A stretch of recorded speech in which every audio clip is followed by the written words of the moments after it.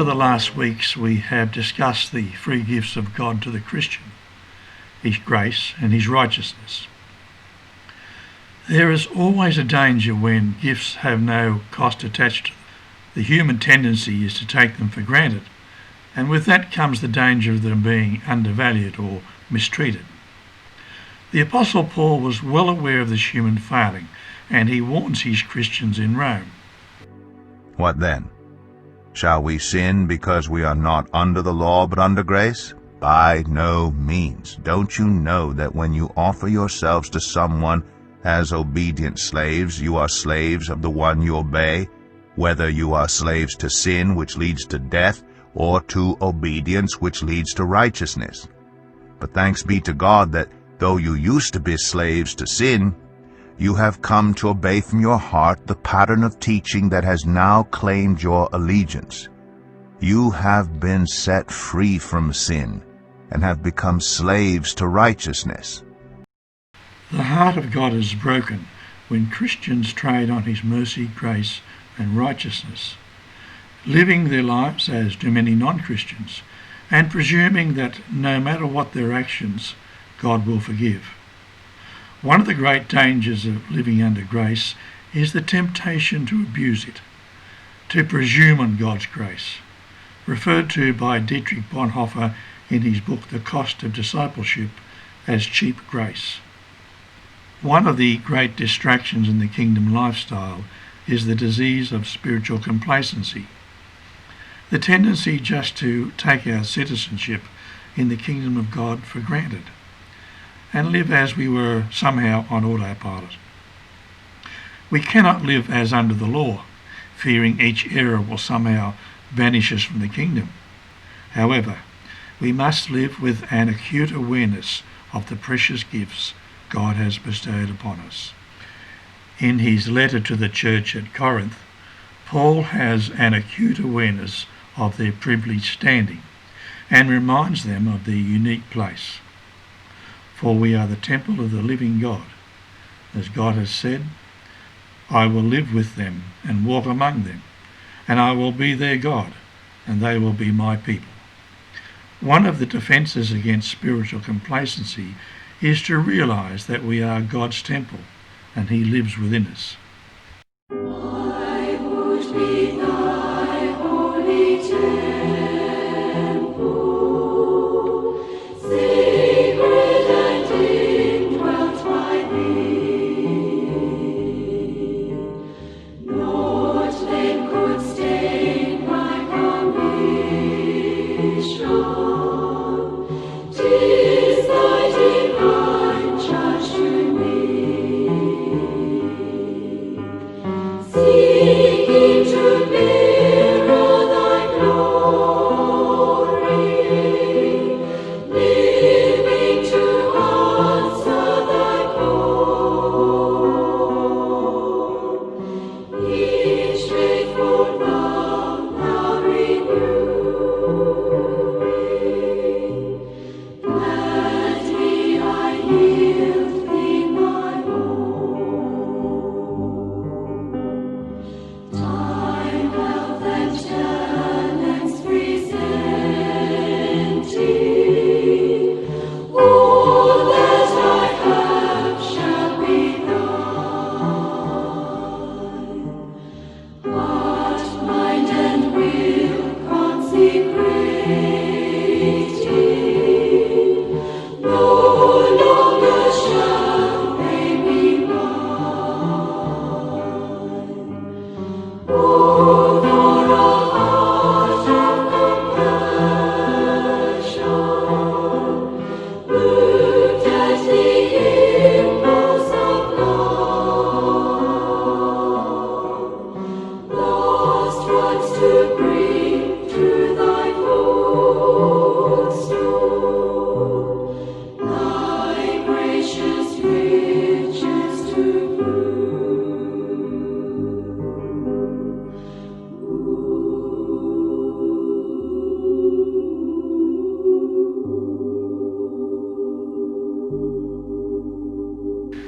In this kingdom lifestyle, we need to be aware of this disease of spiritual complacency.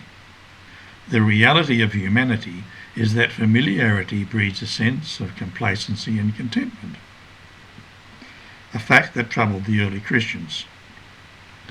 Paul had to write to his early converts and admonish them for their spiritual complacency. You were running the race so well. Who has held you back from following the truth? It certainly isn't God, for he is the one who called you to freedom. In the book of Revelation, St. John agonises over the spiritual complacency of the church at Ephesus. You have persevered and have endured hardship for my name, and have not grown weary. Yet I hold this against you. You have forsaken the love you had at first. The nature of fire is to go out, and it is just as true with spiritual fire. Much is being said about the coronavirus infecting our world. The search for a vaccination or an antidote is much in our minds and the minds of our leaders. As we confront this disease of spiritual complacency, we need to be aware there is an antidote available to us. It is called devotion, and it is an antidote we must keep on hand 24/7. For by its very nature, it keeps us close to God and aware of the danger of undervaluing and abusing God's gifts of grace and righteousness. Devotion focuses our thoughts and emotions on Jesus and all that he has done for us through his redemptive death and resurrection. It moves the focus of our lives from self to Jesus. While ever we are focused on ourselves, we are in danger of mishandling God's grace and his righteousness. It is when we can focus on what we can give to Jesus that we avoid the trap of spiritual complacency. Pioneer salvationist and musician Richard Slater found the secret of authentic devotion when he wrote, "And is it so, a gift from me, dost thou, dear Lord, request? Then speak thy will, whate'er it be, obeying I am blessed. I have not much to give thee, Lord, for that great love which made thee mine. I have not much to give thee, Lord, but all I have is thine."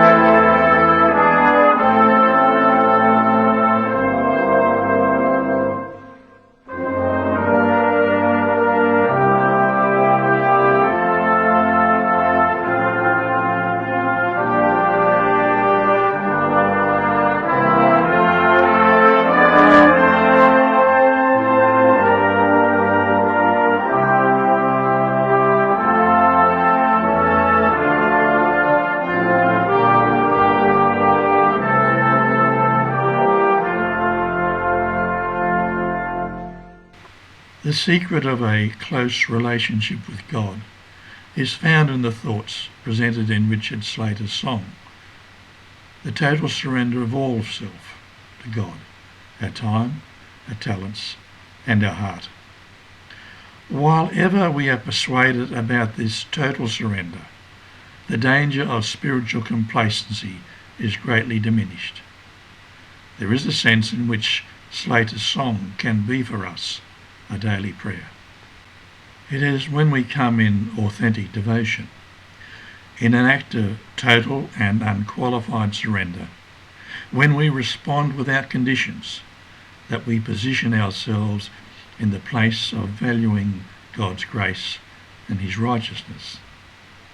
There is an intentional giving up of self in an act of intentional consecration, where every facet of our humanity is totally surrendered, and we say with the songwriter, "Take my love, my Lord, I pour, at thy feet its treasure store.